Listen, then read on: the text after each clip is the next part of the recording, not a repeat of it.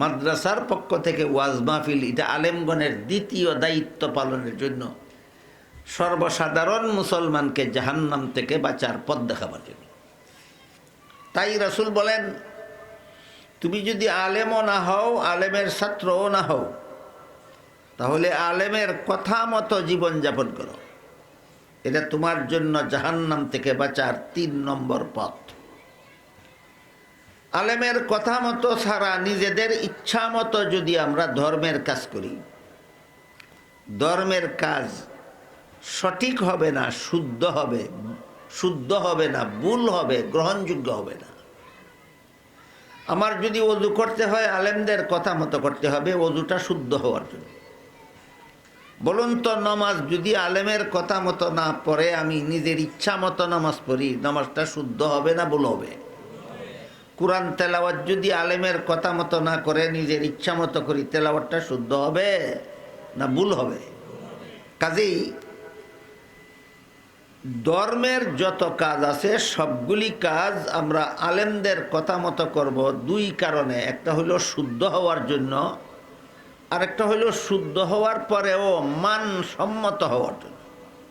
ধর্মের কাজ প্রথমত শুদ্ধ হওয়া দরকার, দ্বিতীয়ত মানসম্মত হওয়া দরকার। দুইটা উদাহরণ দিই শুনুন। এই যে সামনে রমজান মাস আসতেছে, আগামী রবিবার অথবা সোমবার থেকে আপনারা সবাই রোজা রাখবেন। রোজাটা শুদ্ধ হওয়ার জন্য শর্ত হইল আপনার মুখ দিয়া কোনো জিনিস যেন পেটের ভিতরে প্রবেশ না করে। কোনো জিনিস, সেই জিনিস চাই খাদ্য হোক, চাই পানীয় হোক, চাই ঔষধ হোক, চাই আর যাই কিছু, রোজা শুদ্ধ হওয়ার জন্য শর্ত। কোনো স্বামী স্ত্রী যেন দিনের বেলায় মিলামিশা না করে, এটা হলো রোজা শুদ্ধ হওয়ার জন্য শর্ত। যদি রমজানের দিনের বেলায় আমরা কোনো খানা পিনা না করি, স্বামী স্ত্রীর মধ্যে মিলামিশা না হয়, তাহলে রোজাটা শুদ্ধ হইল। বুঝে থাকলে বলেন, রোজা কেমনে শুদ্ধ হয়, কেমনে অশুদ্ধ হয় আমরা শিখব কাদের কাছে? আলেমদের কাছে। আরেকটা হইল, শুদ্ধ হলো কিন্তু মানসম্মত না হইলে এর উল্লেখযোগ্য কোনো সুফল পাওয়া যায় না। এই কারণে রোজাটা কিভাবে রাখলে শুদ্ধ হয় সেটাও আমরা আলেমদের কাছ থেকে শিখব। কিভাবে রোজা রাখলে রোজাটা মানসম্মত হয় সেটাও আমরা আলেমদের কাছ থেকে শিখব। এবার একটু বোঝার চেষ্টা করি আমরা, রোজা মানসম্মত হয় কিভাবে। এ মর্মে আল্লাহ কোরআনের সূরাতুল বাকারার 183 নম্বর আয়াতে বলেন, কুতিবা আলাইকুমুস সিয়ামু কামা কুতিবা আলাল্লাযীনা মিন ক্বাবলিকুম লাআল্লাকুম তাত্তাকুন। মর্ম হলো, তোমাদের জন্য রোজা ফরজ করা হয়েছে যেন তোমরা রোজার মাধ্যমে গুনাহমুক্ত হতে পারো। গুনাহমুক্ত রোজা হলো মানসম্মত রোজা।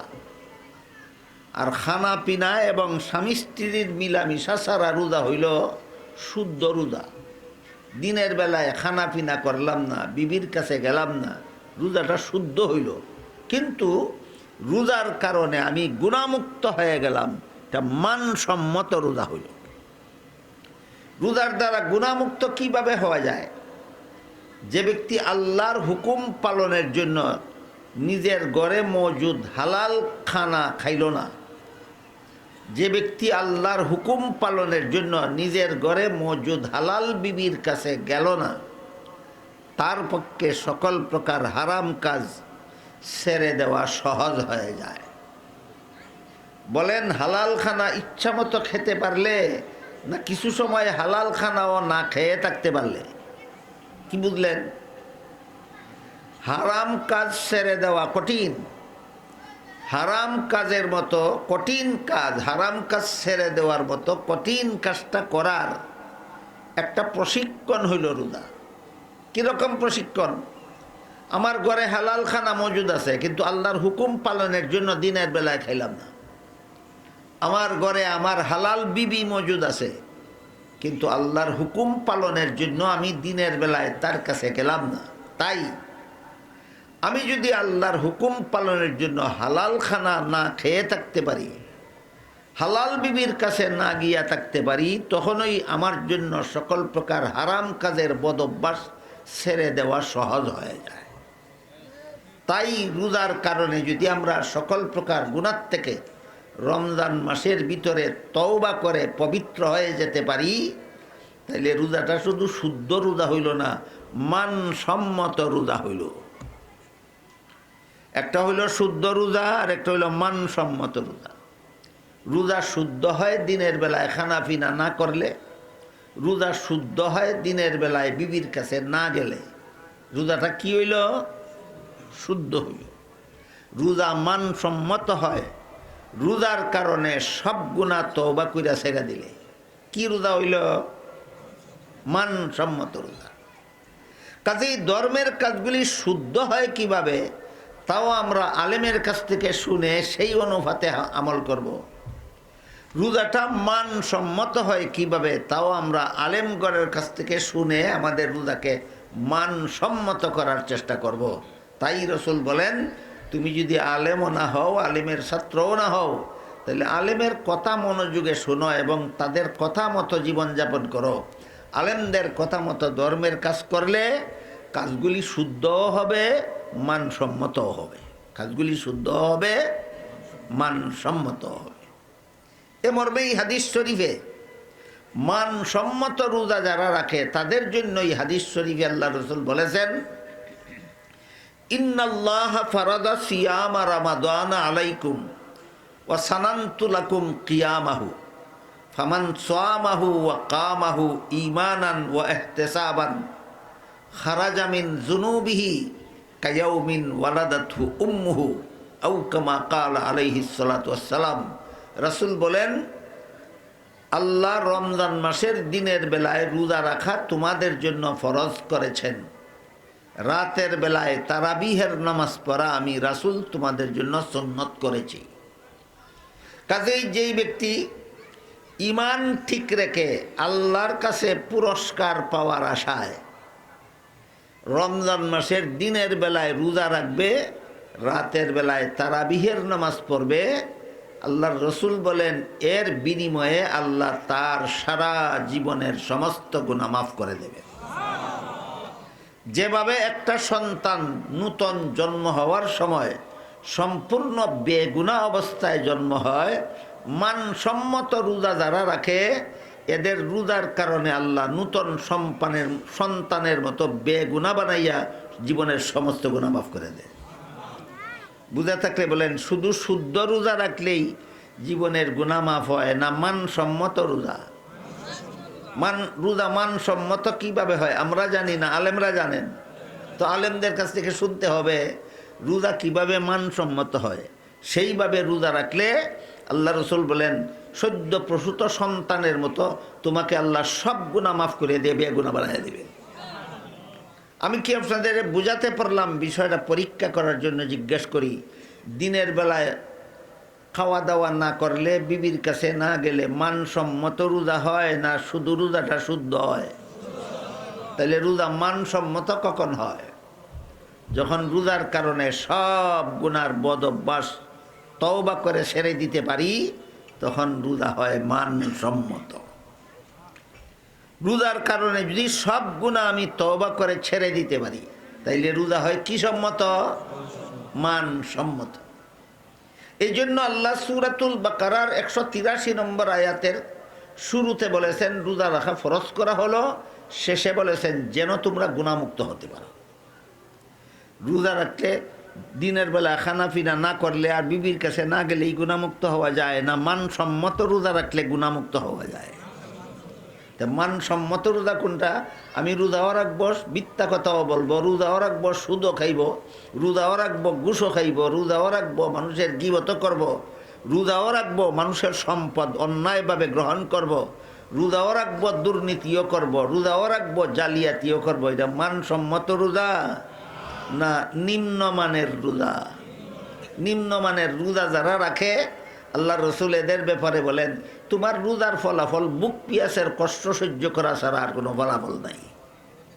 আর মানসম্মত রোজা যারা রাখে এদের ব্যাপারে হাদিস শরীফে রাসূল করিম সাল্লাল্লাহু আলাইহি ওয়াসাল্লাম বলেন মানসম্মত রোজাদারেরা 1 মাস রোজা রাখার পরে যখন ঈদের দিন সকালে ঈদগার মাঠে যায়, আল্লাহ ফিরিস্তাদের জিজ্ঞাসা করেন, তোমরা বলো তো এরা আজকে এখানে আসলো কেন? আল্লাহর কি জানা নাই? জিজ্ঞাসা করেন কেন? একটা ঘোষণা দেওয়ার জন্য। আল্লাহ জিজ্ঞাসা করেন, বলো তো ফিরিস্তারা এরা এখানে আসলো কেন? ফিরিস্তারা বলেন, আল্লাহ রমজান মাসে একটা ডিউটি দিয়েছিলেন আপনি এদেরকে, এরা ডিউটিটা পালন করে আজকে ঈদের দিন ঈদগার মাঠে এসেছে ডিউটি পালনের বেতন নেওয়ার জন্য। আল্লাহ ফিরিস্তাদের জিজ্ঞাসা করেন, তোমরা বলো তো এদেরকে কি বেতন দেওয়া যায়?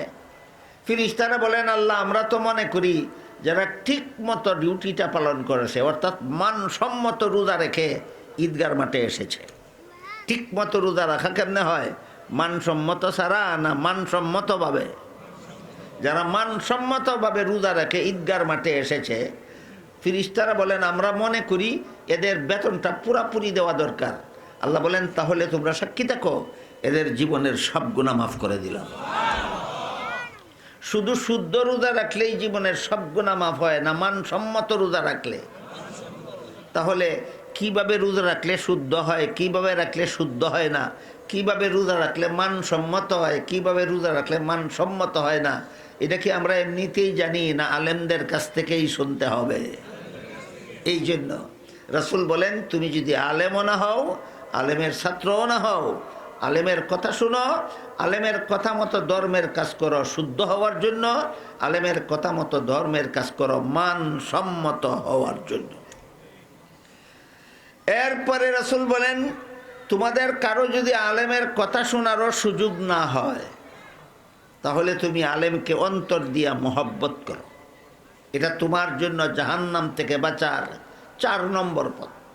আলেমকে মহব্বত করাটা জাহান্নাম থেকে বাঁচার কত নম্বর পথ?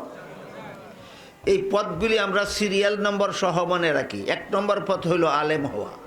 জাহান্নাম, আল্লাহ রসুল বলেছেন জাহান্নাম থেকে বাঁচার 1 নম্বর পথ হইল আলেম হওয়া, তৈরি হয় মাদ্রাসায়। 2 নম্বর পথ হইল আলেমের ছাত্র হওয়া, আলেমের ছাত্ররাও লেখাপড়া করে মাদ্রাসায়। 3 নম্বর পথ হইল আলেমের কথা মতো জীবনযাপন করা, আলেমের কথা শোনার সুযোগ পাওয়া যায় আলেম তৈরি হইলে, আর আলেম তৈরি হয় মাদ্রাসায়। 4 নম্বর পথ হইল আলেমকে মহব্বত করা। মাদ্রাসাই যেখানে নাই, আলেম যেখানে তৈরি হইল না, কাকে মহব্বত করতে যাব? তাইলে জাহান্নাম থেকে বাঁচার যে 4টা পথ রসুল বলেছেন, প্রত্যেকটা পথের সম্পর্ক মাদ্রাসার সাথে। প্রত্যেকটা পথের সম্পর্ক মাদ্রাসার সাথে। আলেম হতে হলে মাদ্রাসার দরকার, আলেমের ছাত্র হতে হলে মাদ্রাসার দরকার, আলেমের কথা শোনার সুযোগ পেতে হলে মাদ্রাসার দরকার, আলেমকে মহব্বত করতে হলে আলেমকে পেতে হবে, আর আলেম পাওয়া যাবে মাদ্রাসা থাকলে। সুতরাং হাদিস শরীফে আল্লাহ রসুল যে 4টা পথ উম্মতের জাহান্নাম থেকে নাজাতের জন্য বলে দিয়েছেন, প্রত্যেকটা পথের সম্পর্ক কিসের সাথে? মাদ্রাসার সাথে। আলেমরে মোহব্বত করলে জাহান্নাম থেকে নাজাতের ব্যবস্থা কিভাবে হবে? এ মর্মে আমি আপনাদেরকে 2টা হাদিসের মর্ম শোনাই।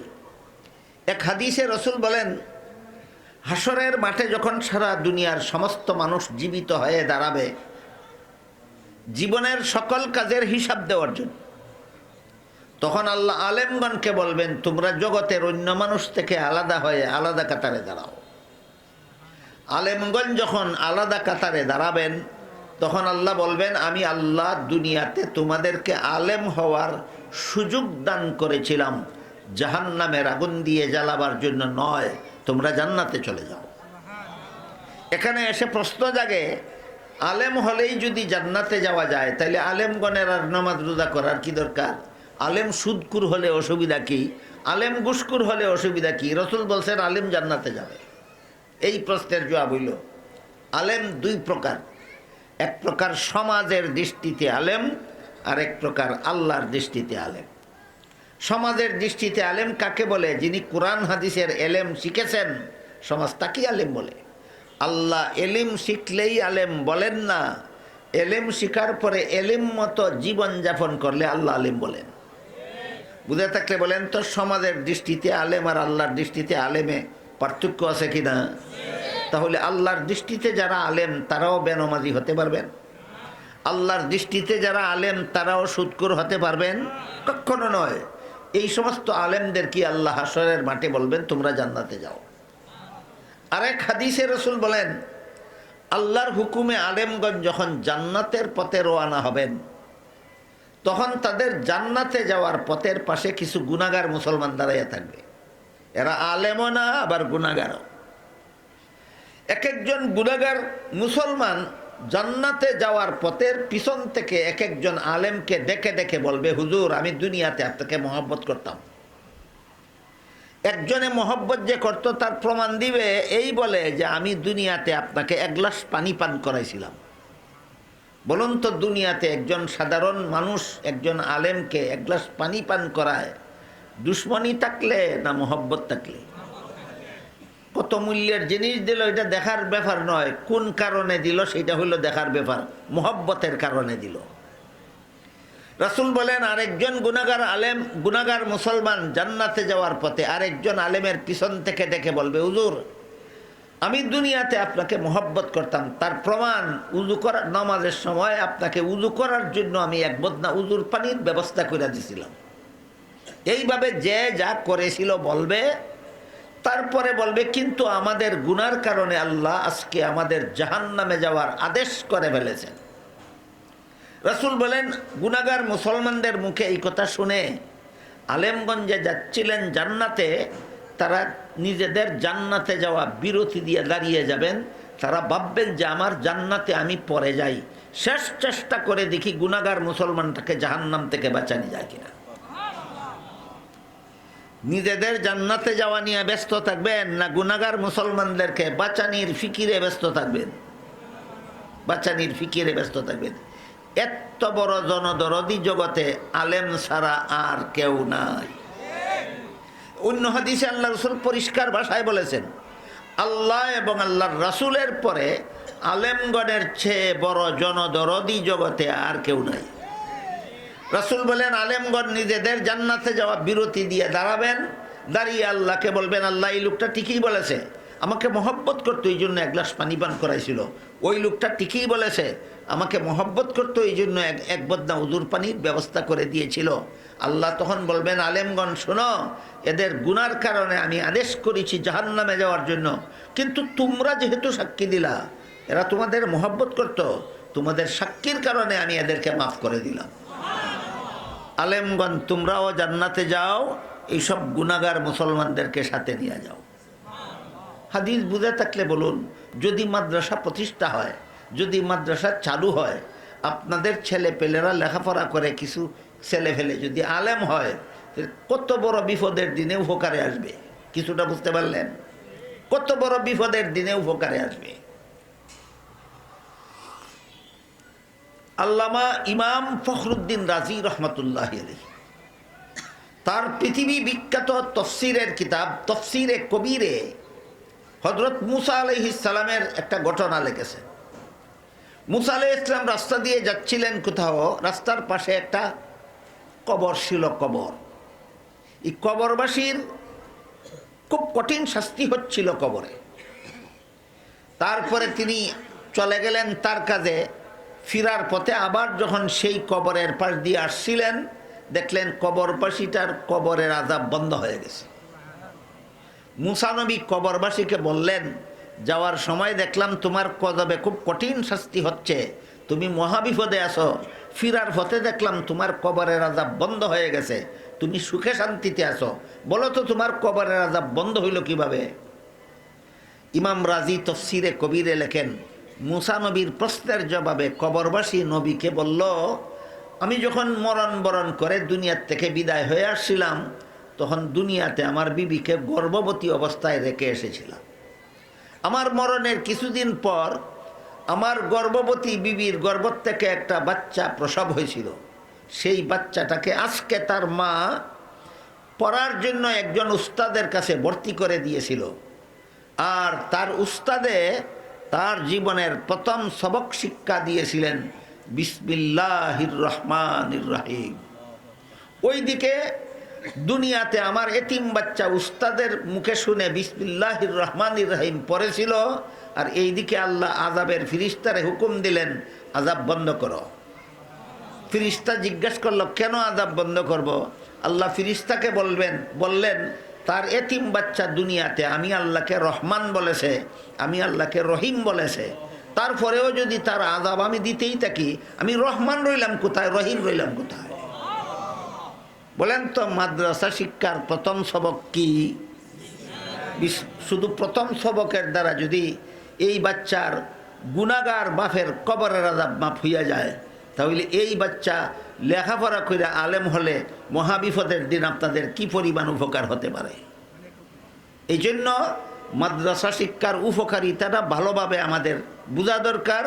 মাদ্রাসা শিক্ষার সাথে মাদ্রাসার আশপাশের সর্বস্তরের মুসলমানদের জড়িত থেকে যার যার সাধ্য অনুপাতে মাদ্রাসার সহযোগিতায় জড়িত থাকা দরকার।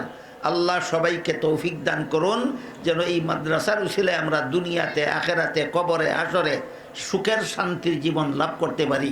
আল্লাহ তৌফিক দান করুন, আমিন। সুবহান রাব্বিকা রাব্বিল ইজ্জাতি আম্মা ইয়াসিফুন ওয়া সালামুন আলাল মুরসালিন ওয়ালহামদুলিল্লাহি রাব্বিল আলামিন।